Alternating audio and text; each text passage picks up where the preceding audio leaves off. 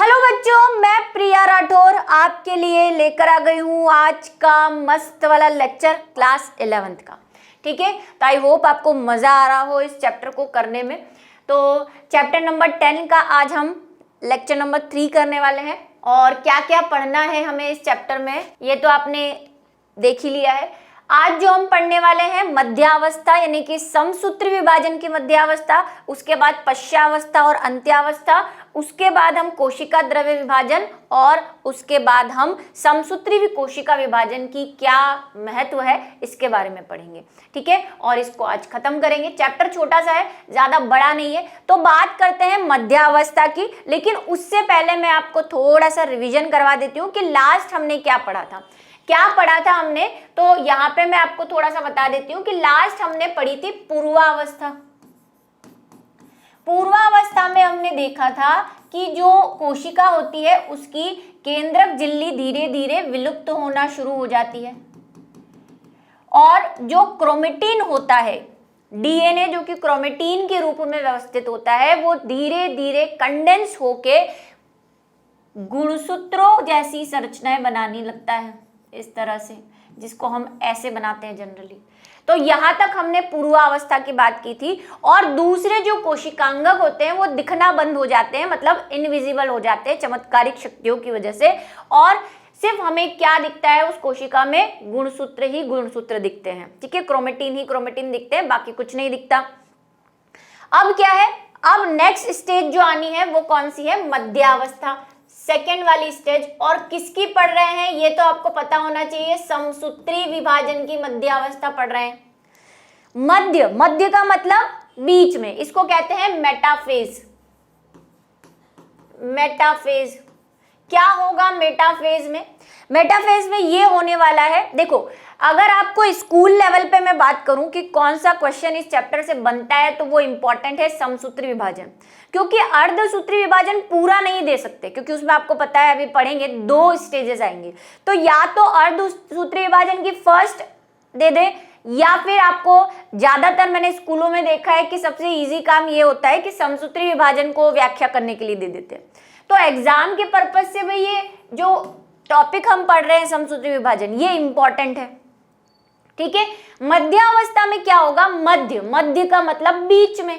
तो अब यहाँ पे कुछ गुणसूत्र ऐसे व्यवस्थित होने वाले हैं कि वो बिल्कुल बीच में आ जाएंगे, हमें बिल्कुल सेंटर में दिखेंगे, कोशिका के मध्य में दिखेंगे, इसीलिए हम इसे मध्यावस्था कहते हैं। कई बार पूछ लिया जाता है कि मध्यावस्था को मध्यावस्था क्यों कहा जाता है, क्योंकि इस समय गुणसूत्र तुर्कु तंतुओं से इस प्रकार व्यवस्थित होते हैं कि वे सेल के या कोशिका के मध्य में व्यवस्थित हो जाते हैं और एक पट्टिका का निर्माण कर लेते हैं, इसीलिए इसे मध्यावस्था या मध्य पट्टिका अवस्था भी कहते हैं। ठीक है, चलो आ जाओ। केंद्रक आवरण के पूर्ण रूप से विघटित होने के बाद, भाई पूर्वावस्था में क्या हो रहा था, धीरे धीरे अपना रंग दिखा रहा था, मतलब कि गायब होना शुरू हो गया था, और यहाँ पे अब पूर्ण रूप से विघटित होने लग गया है।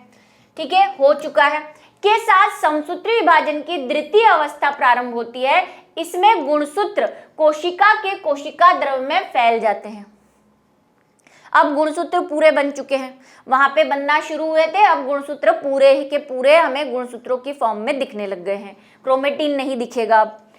इस अवस्था तक गुणसूत्रों का संघनन पूर्ण हो जाता है और सूक्ष्मदर्शी से देखने पर ये स्पष्ट रूप से दिखाई देने लगते हैं।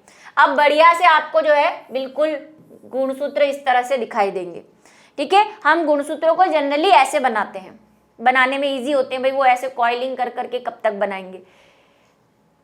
जब गुणसूत्रों की आकृति का अध्ययन बहुत ही सरल तरीके से किया जा सकता है, ऐसा कहा जाता है कि भाई किस अवस्था में आप गुणसूत्रों को अच्छी तरह से देख पाएंगे, तो मध्यावस्था में देख पाते हैं। अभी पश्चावस्था में एक और इंटरेस्टिंग चीज आने वाली है।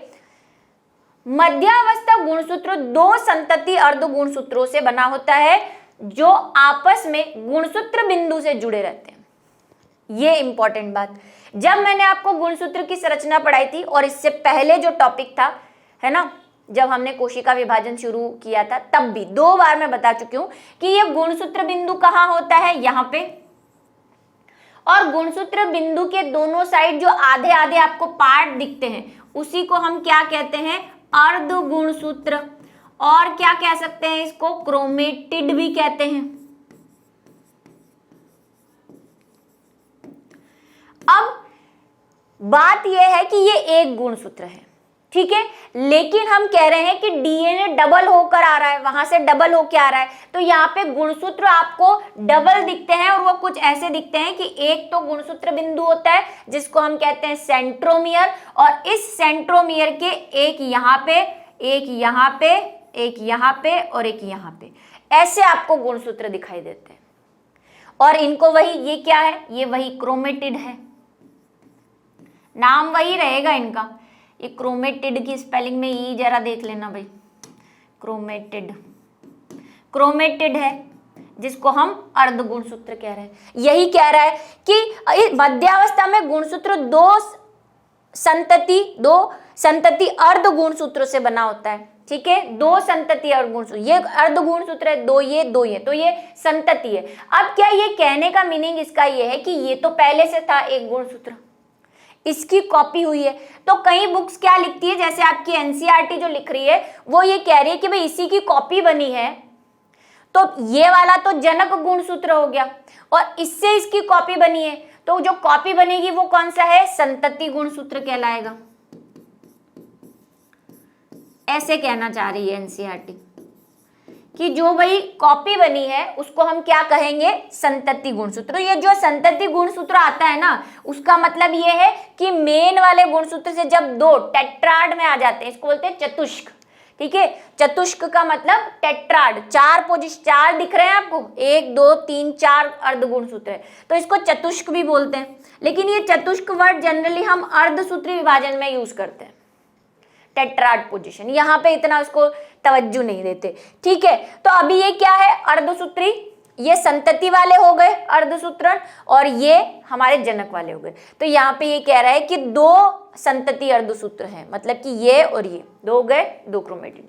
किससे जुड़े हुए हैं, गुणसूत्र बिंदु से। अब चाहे आप इन दो को ले लो, चाहे ऊपर वाले दो को ले लो, ये आपके ऊपर है। इन दो को संतति बोलते हो तो इन दोनों को पैतृक बोल दो, इधर वाले को संतति पैतृक बोलते हो तो उस साइड वाले को संतति बोल दो, ठीक है। ये आप पे छोड़ते हैं क्योंकि आपको हो सकता है आपके टीचर बोले कि ये ऊपर वाले जो है वो संतति है, कोई बात नहीं, वो सही है, ठीक है। गुणसूत्र बिंदु के सतह पर एक छोटा बिंब आकार की संरचना होती है जिसे काइनेटोफोर कहते हैं, काइनेटोकोर कहते हैं। ये बात हम पढ़ चुके हैं, वो डिस्क वाली, कि गुणसूत्र बिंदु पर एक अलग सी डिस्क बनी होती है जिसको काइनेटोकोर कहते हैं। इसी से क्या होते हैं, इसी से वो तुर्कु तंतु जुड़ेंगे, स्पिंडल फाइबर।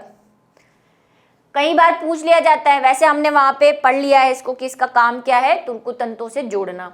मध्यावस्था में सभी गुणसूत्र मध्य रेखा पर आकर स्थित रहते हैं, ठीक है, इसीलिए इसको क्या कहते हैं, मध्यावस्था। क्या हो जाएगा, अब देखो ये हमारी कोशिका है, केंद्रक झिल्ली पूरी गायब।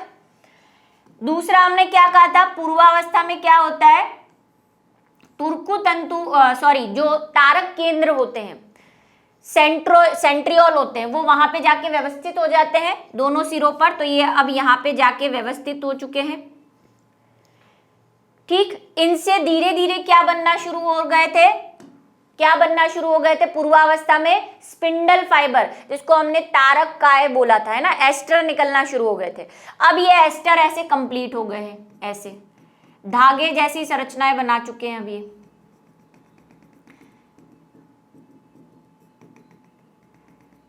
ये क्या है, तुर्कु तंतु, स्पिंडल फाइबर।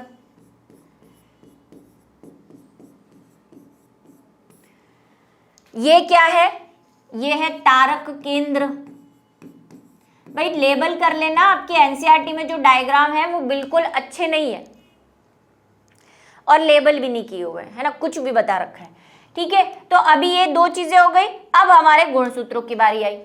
तो गुणसूत्र क्या होते हैं, मध्यावस्था में बीच में एक पट्टिका बनाते हैं, ऐसे, ये देखो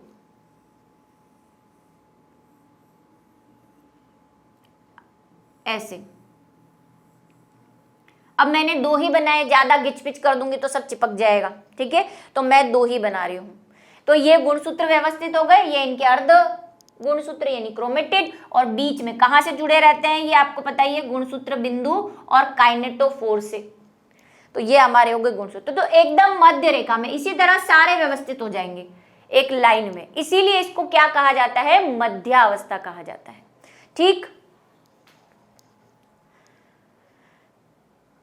आपको प्रैक्टिकल दिखाना है मुझे साइटो कोशिका विभाजन का, जब भी आएगा, जब भी डलेगा मैं आपको एक बार इन्फॉर्म कर दूंगी, आप देखना। हम देख सकते हैं कोशिका विभाजन को यानी समसूत्री विभाजन को, मैं आपको दिखाऊंगी जब भी आएगा। वैसे वो क्लास 12th का प्रैक्टिकल है, लेकिन मैंने पहले भी कहा कि जब आए तो आप भी उसे देखना, क्योंकि आपके थ्योरी में है ना, ज्ञान तो भाई जहां से मिले बटोर लेना चाहिए। प्रत्येक गुणसूत्र का एक अर्ध गुणसूत्र एक ध्रुव से तुर्को तंतु द्वारा अपने काइनेटोफोर के द्वारा जुड़ा रहता है। ये बात हम कर चुके हैं कि प्रत्येक अर्ध गुणसूत्र अपने काइनेटोफोर से जुड़ा रहता है, कैसे, तुर्को तंतु से। ठीक है, मध्यावस्था में जिस तल पर गुणसूत्र पंक्तिबद्ध होते हैं उसे मध्यावस्था पट्टिका कहते हैं। आ गई बात। ठीक है, क्या होता है कि अभी ये गुणसूत्र जब ऐसे व्यवस्थित हैं तो ये जो तल है, तल क्या मतलब हुआ, हम इमेजिनेशन काम में ले रहे हैं ना, तल किसको कहते हैं, सरफेस को, है ना। फिजिक्स में आप पढ़ते हो तल का मतलब कोई भी सरफेस, अब वो हमारी काल्पनिक भी हो सकती है। जैसे यहाँ पे कोई तल नहीं है, यहाँ पे कोई सॉलिड सरफेस नहीं है, लेकिन अगर हम एक तल माने तो हम ये कह सकते हैं कि ये वाला तल, ये एक सरफेस है, एक तल माने इसको, जिसपे गुणसूत्र क्या है, व्यवस्थित है। तो इस तल को हम क्या कहेंगे, मध्यावस्था पट्टिका।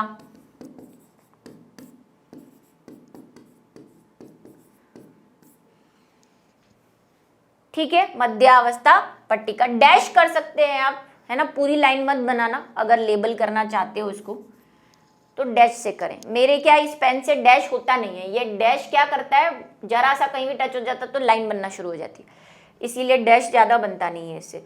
ठीक है, आ जाओ।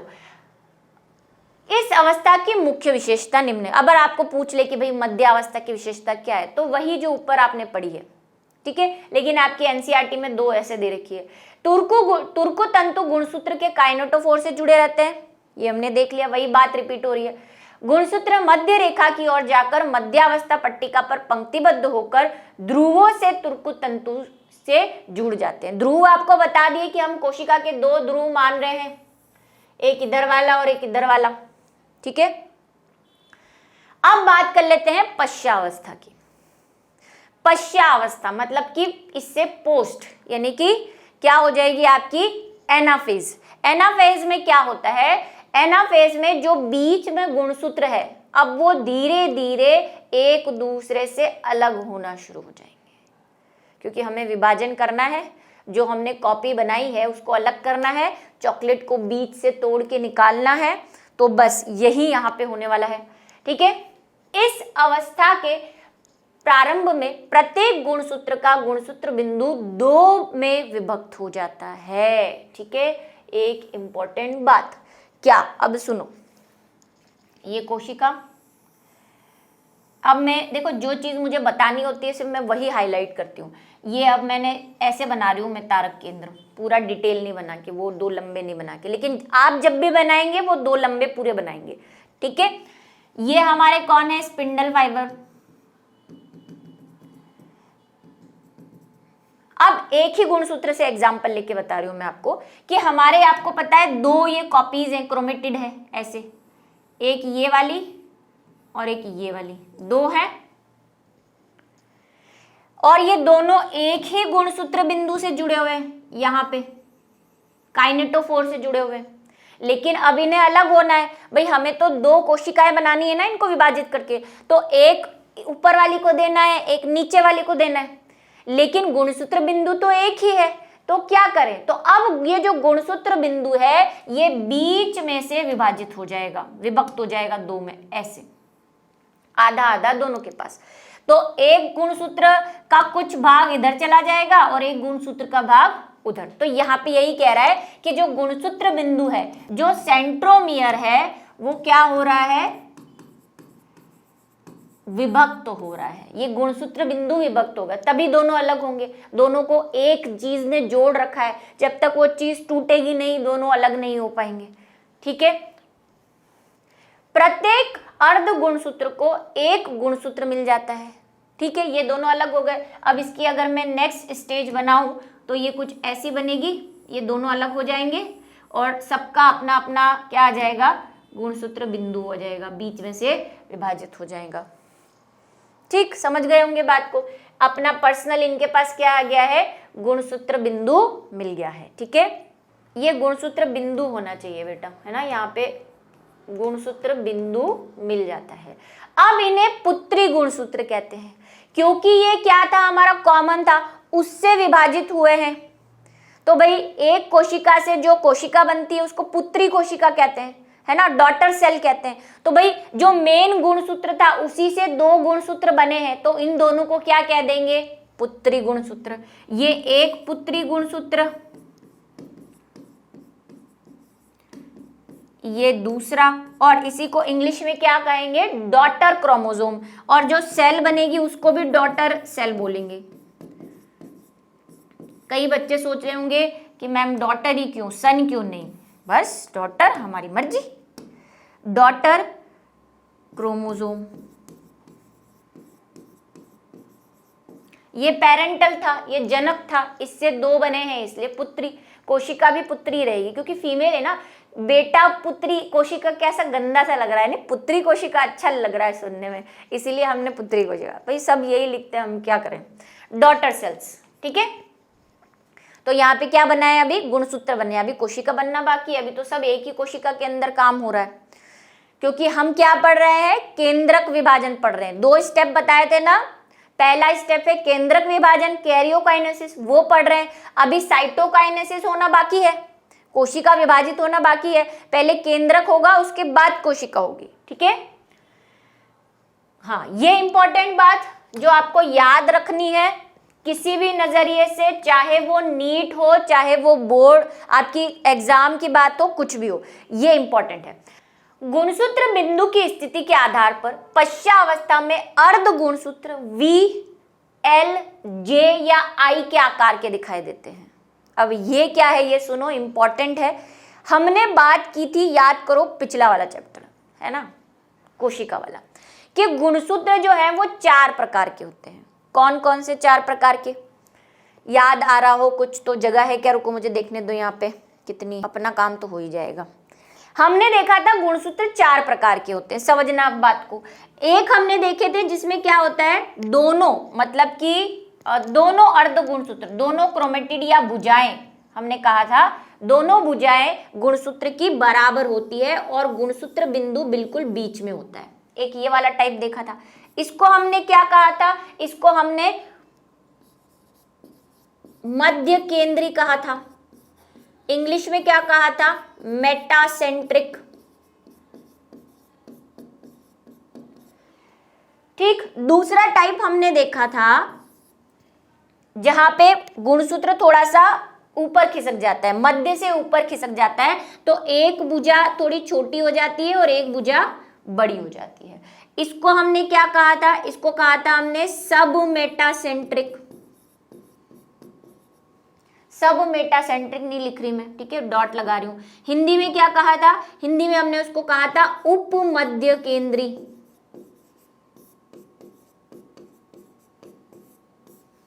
राइट।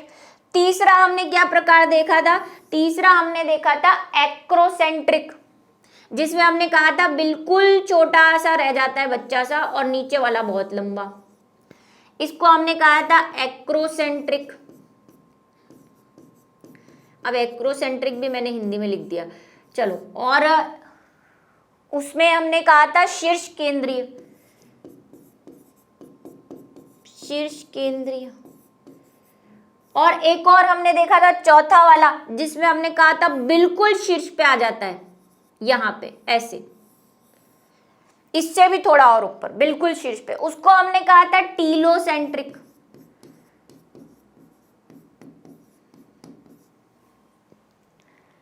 ये 4 हमने देखे थे, है ना। इसका हिंदी मुझे याद नहीं आ रहा है, इंग्लिश तो सबके याद है मुझे। चलो, अब हमने ये 4 देखे थे। अब ये जो चारों होते हैं ये जब पश्चावस्था में आते हैं, क्योंकि हमने कहा ये सारे गुणसूत्र ऐसे नहीं है, 4 प्रकार के गुणसूत्र देखने को मिलते हैं। और इस पे सवाल ये बनता है कि ये 4 प्रकार के गुणसूत्र, यानी कि ये VJI अभी बता रही हूं क्या है, ये किस स्टेज पे देखने को मिलते हैं, तो उसका आंसर है पश्चावस्था। मध्यावस्था में आपको नहीं पता चलेगा। ये सिर्फ ये जो आकार है इनका, ये इन चारों का, ये आपको सिर्फ पश्चावस्था में देखने को मिलेगा, इसको नोट कर लेना, ठीक है। अभी क्या है, कैसे हैं ये देखो, अगर मैं इसको बनाना चाहूं और अभी हम देखेंगे कि ये क्या होगा, गुणसूत्र ये वाला ऊपर जाएगा, ये वाला नीचे जाएगा, क्योंकि 2 भागों में बट गए। तो जब ये ऊपर नीचे ऐसे जाते हैं, खींचते हैं, कौन खींचता है इनको, तुर्कु तंतु खींचेंगे अभी इनको, क्योंकि एक को एक पोल पे पहुंचाना है ध्रुव पे, और दूसरे को दूसरे ध्रुव पे पहुंचाना है। तो ये एक दूसरे से जब दूर जाते हैं तो ये वाला इस टाइप का मध्य वाला कैसा दिखता है, V शेप का दिखेगा आपको, ऐसे शेप का दिखेगा, तो इसीलिए इसको कह रहे हैं V शेप। जो सब मेटासेंट्रिक है वो आपको ऐसा दिखेगा, ऐसा, इसीलिए इसको ये L जैसा दिख रहा है, ये V, ये L, ठीक। और ये वाला जो होता है इसको हम J वाला बोल देते हैं, J, ये लो J, ठीक है। ये एक लंबी और एक थोड़ी सी छोटी, तो J शेप होता है इसका। और इसको कई बार I कह देते हैं, बिल्कुल ये सीधा सा ही दिखता है ऐसे। वैसे I और J सेम से ही दिखते हैं, लेकिन वही आपके NCERT में I दे रखा है, कहीं आप I पढ़ ले तो ये I शेप है। समझ गए ये चारों शेप क्यों हैं ऐसे, इनके गुणसूत्र बिंदु की वजह से, ठीक है। इनके 4 जो प्रकार हैं उसकी वजह से, और प्रकार क्यों है, गुणसूत्र बिंदु की पोजीशन की वजह से, स्थिति की वजह से, ठीक। अच्छा, एक और चीज जो मुझे बतानी है, जो नीट में भी पूछी हुई है, कि हम ये कह रहे हैं एक भुजा छोटी है और एक भुजा बड़ी है, ठीक है। ये एक भुजा जो छोटी होती है और एक भुजा जो बड़ी होती है, उस छोटी वाली को हम कहते हैं P और बड़ी वाली को हम कहते हैं Q। ये भी आपको याद रखना है, ठीक। चले आगे। तुर्कु तंतुओं के कुंचन से, कुंचन का मतलब कॉन्ट्रैक्शन, ऐसे ये ऐसे ऐसे होते हैं। योयो देखा है किसी ने, है ना, वो योयो, वो नीचे डालते हैं वापस खिंच के आ जाता है, योयो बड़ा चला था अभी बीच में, बच्चे दीवाने हो रखे थे उसके। वो कैसे होता है, ऐसे ऐसे रबड़ की तरह। तो ये भी क्या होते हैं, कुंचित होते हैं। और कुंचित होने की वजह से क्या होता है, पुत्री गुणसूत्र विपरीत ध्रुवों की ओर खिसकने लगते हैं। भाई ये 2 भागों में बट चुके हैं, इनको अपना अपना मिल चुका है क्या, गुणसूत्र केंद्र, ठीक है, गुणसूत्र बिंदु मिल चुका है। तो अभी ये क्या, वही मैंने आपको कहा, जब प्रॉपर्टी मिल जाए 2 भाइयों को, तो 2 भाई क्या चाहते हैं, मैं अपना घर अलग बनाऊंगा, तू अपना घर अलग बना, है ना, पैसा आ गया भाई। तो अब नीचे वाला गुणसूत्र, ये 2 ध्रुव है कोशिका के, ये एक ध्रुव है और ये दूसरा वाला। तो भाई ऊपर वाला ऊपर जा रहा है, ये वाला ऊपर जाएगा और ये वाला नीचे जाएगा, लेकिन जाएगा कैसे, ये तुर्कु तंतु इसको लेके ऐसे खींचेंगे, इसको ऊपर की तरफ ऐसे कुंचन करेंगे, ठीक है, संकुचन, कॉन्ट्रैक्शन करेंगे।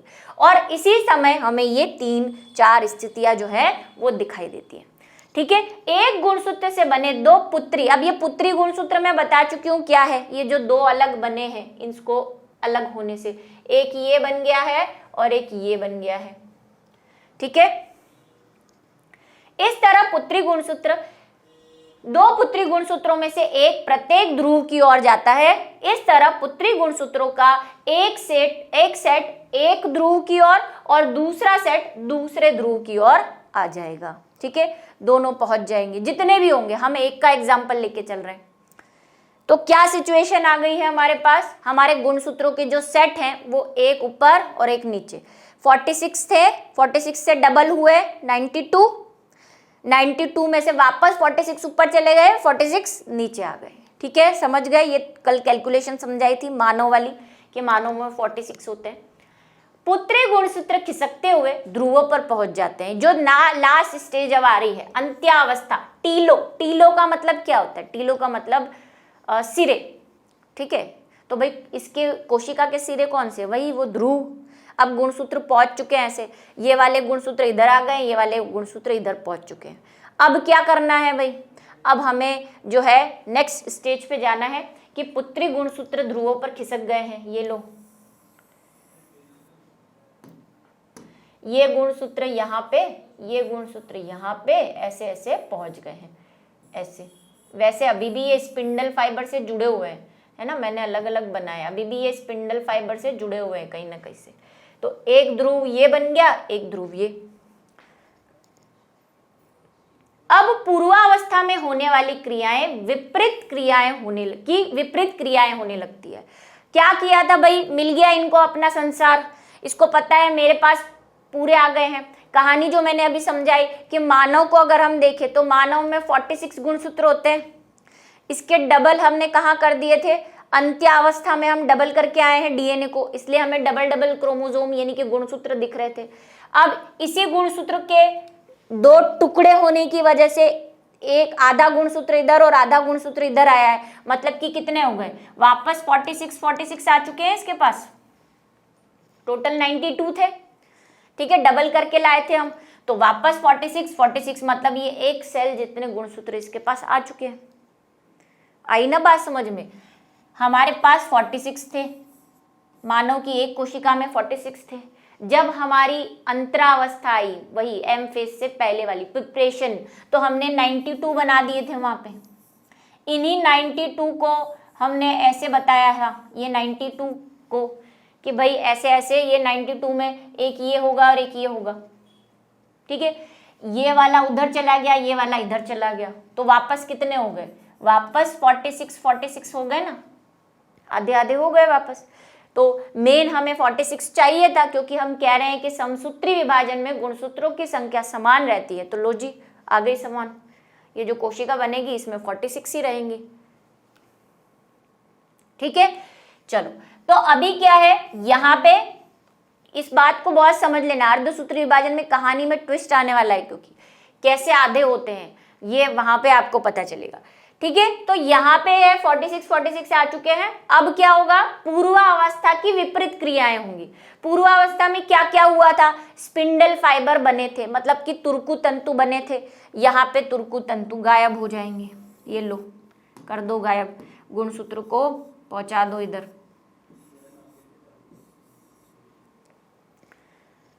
तुरकु तंतु गायब। वो जो तारक केंद्र था, सेंट्रियोल था, वो वापस मिलके क्या बना लेगा, एक तारक केंद्र इधर रह गया, जो सेंट्रियोल था, वही सेंट्रियोल बन रहे थे ना यहाँ पे, एक यहाँ एक यहाँ, है ना, वो मिलके क्या क्या बना लेंगे, वापस से वो बना लेंगे अपना वो तारक काय, सेंट्रोसोम बना लेंगे। स्पिंडल फाइबर गायब, एक इसके पास आ गया, एक इसके पास आ गया, जो इधर था वो रह गया वहां पे, है ना, विभाजन हुआ तो वो वाला उधर, ये वाला इधर। न्यूक्लियर मेम्ब्रेन बनना वापस शुरू होने वाली है, लेकिन न्यूक्लियर मेम्ब्रेन कहाँ बनेगी, तो न्यूक्लियर मेम्ब्रेन तो भाई गुणसूत्र के चारों ओर बनेगी, क्योंकि न्यूक्लियर मेम्ब्रेन तो डीएनए के गुणसूत्र के चारों ओर बनती है, तो यहाँ पे बनना शुरू हो रही है धीरे धीरे, ऐसे केंद्रक कला बनना शुरू हो रही है। जो कोशिकांगक थे वो अब धीरे धीरे दिखना शुरू हो जाएंगे वापस से, ठीक है। ये सारी प्रोसेस किस में हो रही है, टीलोफेज में। क्वेश्चन पूछ लिया जाए कि पूर्वावस्था की विपरीत क्रियाएं किस अवस्था में होती है, तो आप क्या कहेंगे, टीलोफेज या अंत्यावस्था। देखो, अंतरावस्था और अंत्यावस्था में बच्चे बहुत कंफ्यूज होते हैं। अंत्यावस्था मतलब टीलोफेज, और अंतरावस्था मतलब यहाँ पे एम फेज के पहले जो आ रही थी प्रिपरेशन वाली, तैयारी वाली, वो अंतरावस्था है, ठीक है। अभी मैंने क्योंकि अंतरावस्था भी बोला था थोड़ी देर पहले। पुत्री गुणसूत्र मोटाई में कम होकर लंबाई में बढ़ने लगते हैं और अंततः क्रोमेटिन जाल में बदल जाते हैं। वापस वही कहानी, पूर्वावस्था में क्रोमेटिड से गुणसूत्र बने थे, अब यहाँ पे गुणसूत्र वापस खुलना शुरू, खुल के क्या बना देंगे, मिटा दो इसको, खुल के क्या बना देंगे, वापस क्रोमेटिड बना देंगे, और उनके चारों ओर केंद्रक कला बन ही रही है। केंद्रिक व केंद्रक कला पुनः प्रकट होने लगती है। केंद्रक होता है और केंद्रक के अंदर केंद्रिक होता है, पिछला चैप्टर, ठीक है। इस तरह एक कोशिका में दो केंद्रक के साथ अंत्यावस्था समाप्त होती है। बस ये आपको दिख रही है, अब एक सेल ये बनने वाली है, एक सेल ये बनने वाली है, लेकिन बनी नहीं है। क्यों? क्योंकि अभी हमने पहली स्टेज खत्म की है और वो थी केंद्रक विभाजन। यहाँ पे केंद्रक का काम खत्म किया है, अभी कैरियोकाइनेसिस किया है फर्स्ट स्टेज।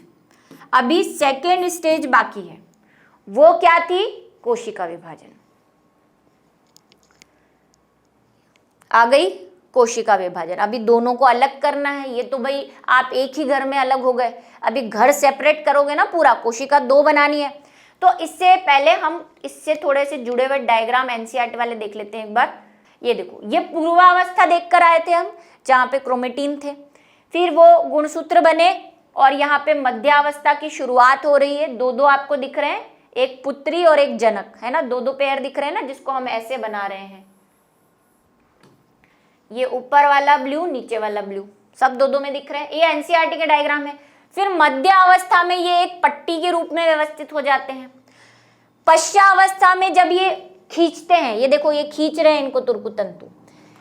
एनसीईआरटी के डायग्राम ऐसे, बलून दिख रहे हैं ना आपको, मुझे भी दिख रहे थे बलून। तो जब ये खींचते हैं तो इनमें आपको शेप नजर आता है, वी, जे, आई और उस वाला, ठीक है। आप चाहें तो वैसा बनाए, वी शेप, आई से शेप, जे शेप, यहाँ पे तो सब एक जैसा दिख रहा है, ठीक है। चलो, फिर उसके बाद क्या हो रहा है? अंत्य अवस्था में क्या हो रहा है? ये देखो केंद्रक बनने शुरू हो गए। अब जो अवस्था आने वाली है, केंद्रक बनने के बाद कोशिका विभाजन शुरू होगा, ठीक है, कोशिका द्रव्य विभाजन, ठीक है। ये कोशिका विभाजन इतना आसान नहीं, एक आग का दरिया है, डूब के जाना है ना। वही कोशिका में 2 केंद्रक बनने के बाद कोशिका द्रव्य विभाजन की क्रिया प्रारंभ होती है। पादप एवं जंतु कोशिका में कोशिका द्रव्य विभाजन अलग अलग विधियों द्वारा होता है। पादप कोशिका और जंतु कोशिका दोनों अलग है, ये तो हमें पता है जन्म जन्मांतर से कि दोनों में फर्क है। अब आप पूछेंगे क्या फर्क है, तो मैं कई बार बता चुकी हूँ, ठीक है। दूसरा, उनके विभाजन में भी फर्क होता है।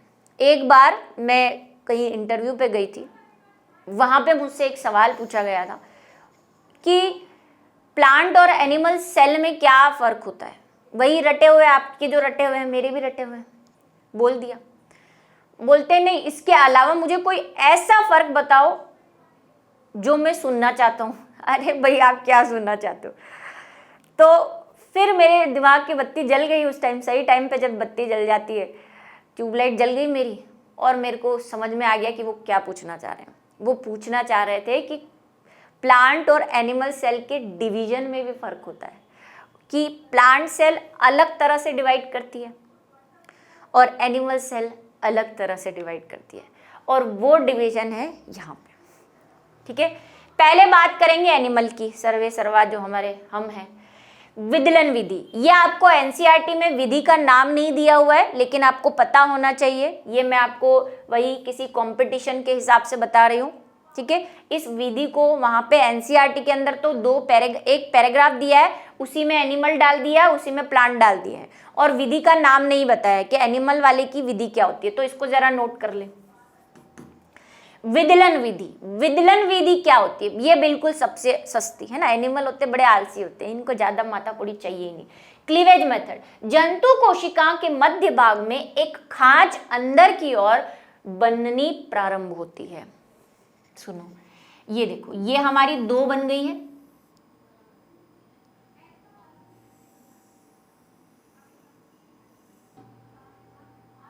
मैं इसको आधा आधा बना रही हूँ क्योंकि आपको पता है मेरे को कांड करना है। यहाँ पे ये सेल है, ये गुण, ये क्रोमेटिन बन गया अंदर दोनों जगह, है ना, और यहाँ पे केंद्रक झिल्ली बनना शुरू, केंद्रक झिल्ली बन गई ऐसा मान लो, चलो फाइनल करो, केंद्रक झिल्ली बन गई।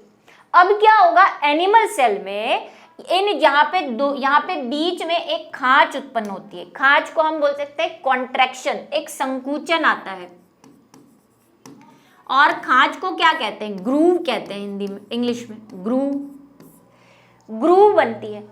अब ये ग्रूव जो है वो ऐसे बनना शुरू होती है, अंदर की तरफ घुसती जाती है, ऐसे जाएगी जाएगी जाएगी जाएगी जाएगी जाएगी जाएगी, क्या हो जाएगा? मिल जाएगी। जैसे ये दोनों मिली, एक ऊपर कोशिका एक नीचे कोशिका, खत्म खेल। यह धीरे धीरे अंदर की ओर धंसती जाती है, कोशिका को दो पुत्री कोशिकाओं में बांट देती है। जब गुणसूत्र अलग हुए थे तो हमने पुत्री गुणसूत्र बोला, तो जब कोशिका अलग हुई तो इसको क्या कहेंगे? पुत्री कोशिका 1, पुत्री कोशिका 2। एक और कहानी बताती हूं आपको जिसको आपको याद रखना है। समसूत्री विभाजन में हमेशा एक कोशिका से दो पुत्री कोशिकाएं बनती हैं, दो डॉटर सेल बनती है, दो से ज्यादा नहीं बनेगी। ठीक है, क्योंकि हम 92 करके लाए थे, 92 के आधे 46 ही हो पाएंगे, 46 से आधे हम कर नहीं सकते अगर मानवों की बात करें। तो समसूत्री विभाजन में दो पुत्री कोशिकाएं बनती है, दो डॉटर सेल बनती है, ये आप याद रखेंगे। जबकि अर्धसूत्री विभाजन में अभी हम आगे जाएंगे तो वहां पे 4 बनती है। ठीक है, देखेंगे उसको, तब ये बात ध्यान में रखना है, तो आप इस बात को ध्यान में रखेंगे। आ जाओ, अब दूसरा है प्रत्येक में एक केंद्रक होता है। ये तो समझदारी की बात है ना, ये एक केंद्रक है, कॉमन सेंस। आ जाओ, अभी दूसरा है भाई, ये इसका नाम तो एनसीईआरटी ने दे रखा है, मध्य पट्टिका अवस्था या कोशिका पट्टिका अवस्था। ये प्लांट में होता है, यह पादपों में पाई जाती है। कोशिका के मध्यवर्ती भाग में पदार्थों के जमा होने से पट्टिका का मतलब प्लेट, इसको मिडिल प्लेट भी कहते हैं, मिडिल प्लेट डिवीजन कहते हैं इसको इंग्लिश में, क्योंकि पट्टिका का मतलब प्लेट बनने लगती है। इसके दोनों ओर सेल्यूलोज जमा होने से कोशिका भित्ति बनती है, क्योंकि प्लांट में सेल वॉल है ना, एनिमल में तो सेल वॉल होती ही नहीं है, सिर्फ सेल मेम्ब्रेन होती है। अब यहाँ पे क्या है, प्लांट सेल बनानी है तो चौकोर बनानी पड़ेगी, सबको पता है ना, प्लांट सेल थोड़ी सी चौकोर होती है। इनमें ऐसा कुछ नहीं होता, इनमें खांच वाँच नहीं बनती। इधर ये बना हुआ है भाई न्यूक्लियस, इधर ये न्यूक्लियस बना हुआ है। अब बीच में क्या होगा, जितने भी इसके मटेरियल भरे पड़े हैं वो बीच में आके ऐसी पट्टिका बनाने लग जाएंगे, ऐसी बीच से शुरू होता है इसमें, बीच से ये दोनों तरफ ऐसे जाएगा, जाएगा और मिल जाएगा, बस काम खत्म। तो एक फर्क ये है कि वहां पे विदलन होता है, यहाँ पे पट्टिका बनती है, वहां पे खांच बनती है, यहाँ पे पट्टिका बनती है। वहां पे क्या होता है, वहां पे सिरों से अंदर की तरफ खांच जाती है, सिरों से, सिर मतलब ये बाहर वाला एरिया है, बाहर से अंदर की तरफ विभाजन होता है। यहाँ पे क्या हो रहा है, अंदर से बाहर की तरफ विभाजन हो रहा है। ये एक और फर्क है पट्टिका बनने की वजह से।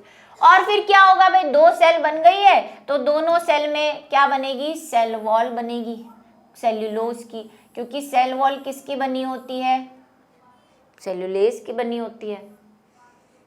ठीक, चलो कुछ जीवों में, अच्छा इन दोनों के अलावा चौथा ऑप्शन भी है, तीसरा ऑप्शन भी है हमारे पास। कुछ जीवों में केंद्रक विभाजन के साथ साथ कोशिका द्रव्य विभाजन नहीं होता, होते हैं ऐसे, आपको पता है, ऐसे बताऊंगी, अभी याद दिलाती हूं। इसके परिणाम स्वरूप एक ही कोशिका में कई केंद्रक बन जाते हैं। जिन बच्चों का ये सवाल, किसी ने शायद मुझसे पूछा भी था डाउट ग्रुप पे कि मैम जब आप कहते हो कि एक सेल में एक ही केंद्रक होता है तो पैरामीशियम में 2 क्यों हैं, अमीबा की कुछ स्पीशीज में बहुत सारे क्यों हैं केंद्रक, और जब हम कवकों की बात करते हैं, कवकों की बात करते हैं तो हम कहते हैं कि कवक में जिसमें सेप्टा नहीं होते, या कई ऐसे कवक भी हैं जिनमें एक से ज्यादा केंद्रक होते हैं। ऐसा कैसे होता है, तो ऐसा ऐसे होता है कि उसमें केंद्रक विभाजन तो हो जाता है लेकिन वो ये कोशिका विभाजन को खा जाते हैं, उनमें कोशिका विभाजन होगा ही नहीं। तो भाई जब केंद्रक 2 है, मान लो ये सिचुएशन हो ही नहीं, तो भाई अगर ये सिचुएशन नहीं होगी तो एक कोशिका में 2 केंद्रक मिलेंगे ना, क्यों नहीं मिलेंगे। और ऐसा ही मान लो फिर समसूत्री विभाजन हुआ, फिर कोशिका ने केंद्रक विभाजन किया, कोशिका विभाजन नहीं किया, तो वापस 4 केंद्रक हो जाएंगे। इस तरह से बहु केंद्र की संरचनाएं बन जाती हैं। ठीक है, तो इसके परिणामस्वरूप कई केंद्रक बन जाते हैं। ऐसी बहु केंद्र की कोशिकाएं जिनको हम मल्टी न्यूक्लिएटेड सेल्स भी कहते हैं। क्या, मल्टी न्यूक्लिएटेड सेल,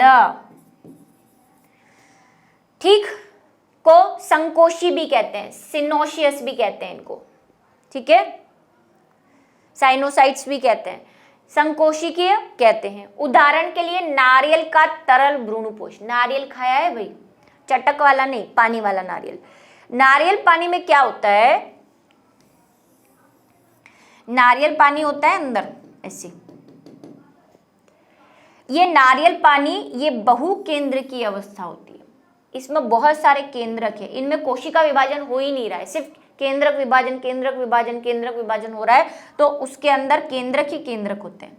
लेकिन कुछ समय बाद जब बहुत सारे केंद्रक बन जाते हैं, मतलब पानी पूरा भर जाता है नारियल में, तब फिर उनमें कोशिका विभाजन स्टार्ट होता है। और कोशिका विभाजन स्टार्ट होता है तो वो कोशिकाएं बनती जाती हैं और ऐसे दीवार पे, नारियल की दीवार पे ऐसे बनाती रहती है। और इसी को आप वो व्हाइट वाली जो खाते हो, हम तो चटक बोलते हैं, पता नहीं आप क्या बोलते हो, खोपरा, खोपरा, खोपरा जो बोलते हो, खाते हो व्हाइट, वो ये होता है। और जो पानी होता है वो पूरा बहुकेंद्र की होता है, उसमें बहुत सारे न्यूट्रिएंट होते हैं, और उसी को हम कहते हैं भ्रूणपोष। ये भ्रूणपोष है, इसका पढ़ोगे 12th में, आओगे अभी, है ना। और शायद हमने पढ़ा भी है बीज, हाँ बीज के बारे में पढ़ा था ना, भ्रूणपोषीय बीज, अभ्रूणपोषीय बीज, याद आ रहा है कुछ चैप्टर पहले के। तब हमने एक बात की थी कि भ्रूणपोषीय बीज जिसमें भ्रूणपोष होता है, उसमें नारियल का एग्जाम्पल लिया था। चलो पढ़ लेना, ठीक है, दोबारा पढ़ लेना। आ जाओ, समसूत्री कोशिका विभाजन का महत्व क्या है भाई, क्यों करवा रहे हैं समसूत्री विभाजन। तो पहला तो आपको पता ही है, जो मैं आपको जन्मांतर से बताती आ रही हूँ, कि कोशिका में वृद्धि करने के लिए, है ना, कोशिका की मरम्मत करने के लिए, ये बहुत इंपॉर्टेंट है। इस विभाजन के द्वारा नवीन कोशिकाओं के बनने के कारण जीवों में वृद्धि होती है, कि एक सेल से, एक जायगोट से जो आप इतने बड़े इंसान बन के उभरे हो, मल्टी सेल्युलर, वो किस वजह से, कोशिका विभाजन की वजह से। तो वृद्धि होती है इनमें। जीर्ण एवं क्षतिग्रस्त कोशिकाओं का नव कोशिका द्वारा प्रतिस्थापन सूत्री विभाजन कहलाता है। जीर्ण कोशिकाएं मतलब बुढ़ी कोशिकाएं, या क्षतिग्रस्त मतलब कि टूटी फूटी कोशिकाएं, वही आपको घाव लग गया है और उस घाव को भरना है, तो वहां पे नई कोशिकाएं जो बनेगी वो पुरानी वाली कोशिकाओं के विभाजन से बनेगी और आपका घाव भर जाएगा।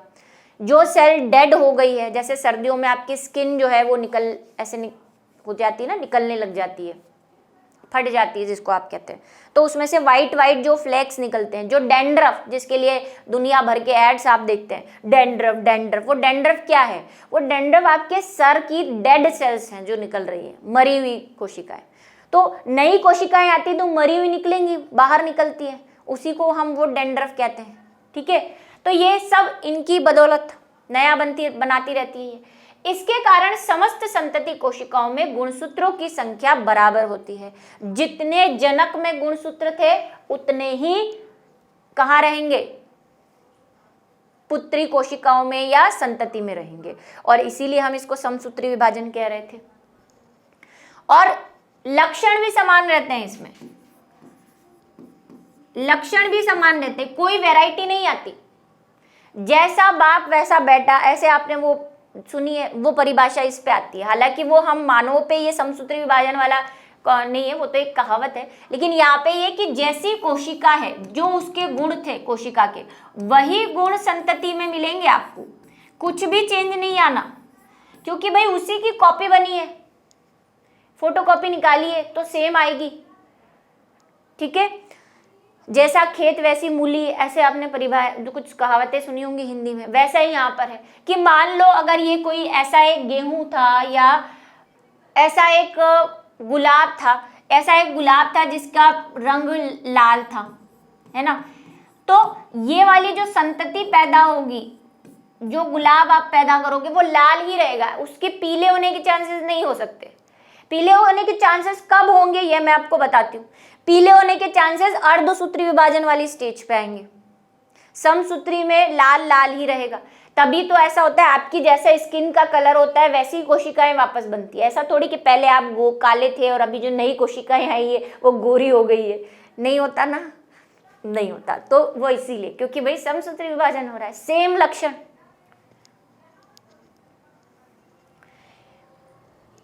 कोशिका में केंद्रक और कोशिका द्रव्य के मध्य निश्चित अनुपात बनाए रखता है।